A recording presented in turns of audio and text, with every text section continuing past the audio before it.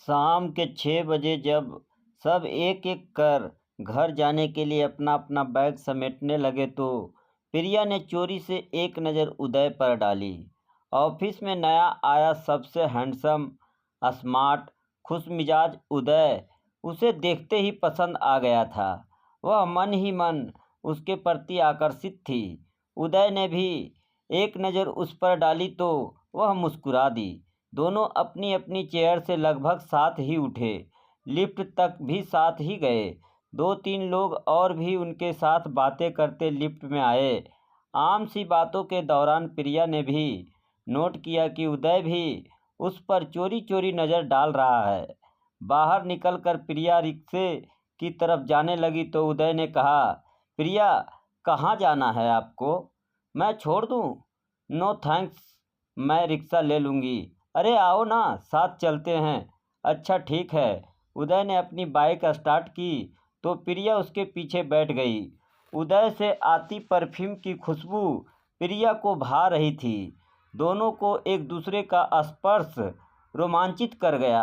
बनारस में इस ऑफिस में दोनों ही नए थे। प्रिया की नियुक्ति पहले हुई थी। अचानक सड़क के किनारे होते हुए उदय ने ब्रेक लगाया तो प्रिया चौंकी। क्या हुआ? कुछ नहीं, कहते हुए उदय ने अपनी पैंट की जेब से गुटखा निकाला और बड़े स्टाइल से मुंह में डालते हुए मुस्कुराया। यह क्या?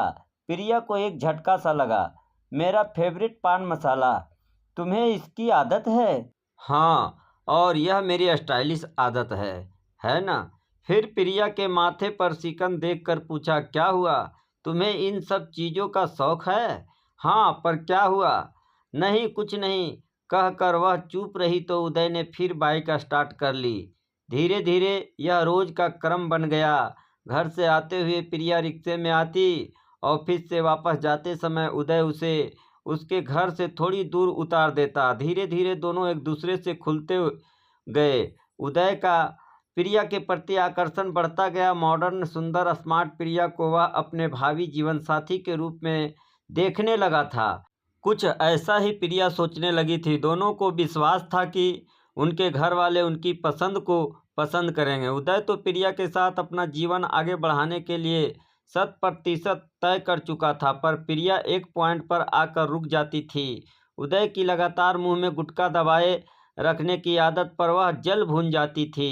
कई बार उसने इससे होने वाली बीमारियों के बारे में चेतावनी भी दी तो उदय ने बात हंसी में उड़ा दी। यह क्या, तुम बुजुर्गों की तरह उपदेश देने लगती हो? अरे मेरे घर में सब खाते हैं, मेरे मम्मी पापा को भी आदत है। तुम खाती नहीं ना, इसलिए डरती हो। 2-3 बार खाओगी तो स्वाद अपने आप अच्छा लगने लगेगा।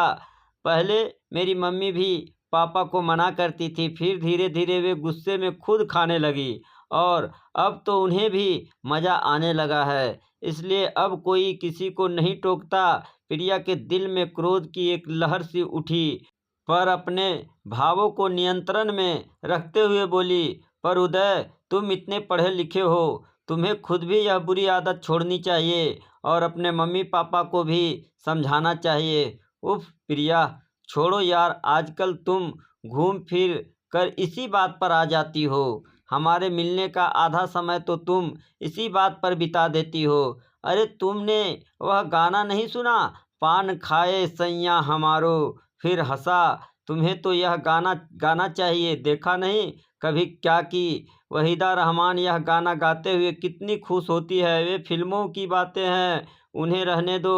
उदय उसे फिर हंसाता रहा, पर वह उसकी इस आदत पर काफ़ी चिंतित थी। उसकी समझ में नहीं आ रहा था कि वह उदय की इस आदत को कैसे छुड़ाए। एक दिन प्रिया अपने मम्मी पापा और बड़े भाई अजीत से मिलवाने उदय को घर ले गई। उदय का व्यक्तित्व कुछ ऐसा था कि देखने वाला तुरंत प्रभावित होता था। सब उदय के साथ घुल मिल गए। बातें करते करते जब एक्सक्यूज मी कहकर उदय ने अपनी जेब से पान मसाला निकालकर अपने मुंह में डाला तो सब उसकी इस आदत पर हैरान से चुप बैठे रह गए।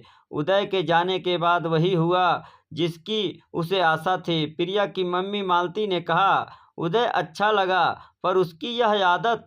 प्रिया ने बीच में ही कहा, हाँ मम्मी, मुझे भी। उसकी यह आदत बिल्कुल पसंद नहीं है। क्या करूं समझ नहीं आ रहा है। थोड़े दिन बाद ही उदय प्रिया को अपने परिवार से मिलवाने ले गया। उदय के पापा दिनेश और मम्मी उषा, उदय की छोटी बहन पूजा सब प्रिया से बहुत प्यार से पेश आए। प्रिया को भी सबसे मिलकर बहुत अच्छा लगा। उषा ने तो उसे डिनर के लिए ही रोक लिया। प्रिया भी सबसे घुल मिल गई। फिर वह किचन में ही उषा का हाथ बटाने आ गई। प्रिया ने देखा फ्रिज में एक शेल्फ पान के बीड़ों से भरी हुई थी। आंटी इतने पान, वह हैरान हुई। अरे हो, उषा मुस्कुराई। हम सबको आदत है ना, तुम तो जानती ही हो बनारस के पान तो मशहूर है, पर आंटी हेल्थ के लिए। अरे छोड़ो, देखा जाएगा। प्रिया के अपनी बात पूरी करने से पहले ही उषा बोली। किचन में ही एक तरफ शराब की बोतलों का ढेर था। वह वॉशरूम में गई तो वहां उसे जैसे उल्टी आने को हो गई। बाहर से घर इतना सुंदर और वॉशरूम में खाली गुटके यहाँ वहाँ पड़े थे। टाइल्स पर पड़े पान के छींटों के निशान देखते ही उसे उल्टी आ गई। सब संस्कृत दिखने वाले परिवार की असलियत घर के कोने कोने में दिखाई दे रही थी। अगर वह इस घर में बहू बनकर आ गई तो उसका बाकी जीवन तो इन गुटकों, इन बदरंग निशानों को साफ करते ही बीत जाएगा। उसने इन विचारों में डूबे डूबे ही सबके साथ डिनर किया। डिनर के बाद उदय प्रिया को घर छोड़ आया। घर आने के बाद प्रिया के मन में कई विचार आ जा रहे थे।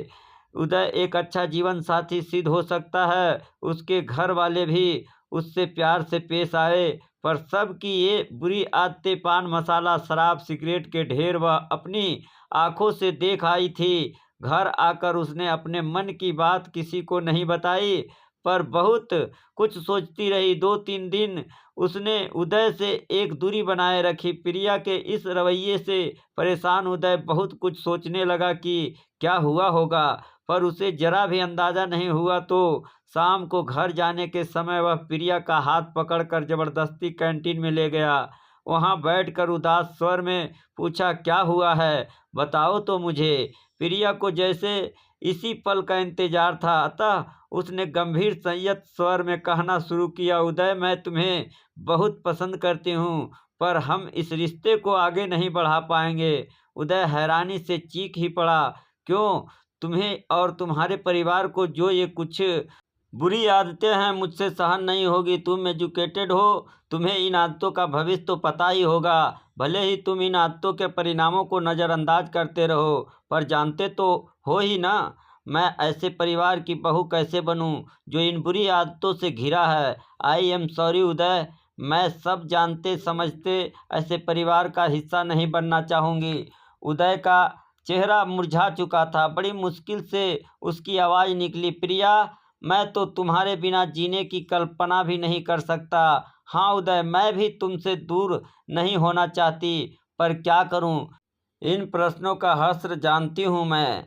सॉरी उदय कह उठ खड़ी हुई। उदय ने उसका हाथ पकड़ लिया। अगर मैं यह सब छोड़ने की कोशिश करूं तो अपने मम्मी पापा को भी समझाऊं तो फिर मैं इस कोशिश में तुम्हारे साथ हूं, मुस्कुराते हुए प्रिया ने कहा, पर इसमें काफ़ी समय लगेगा।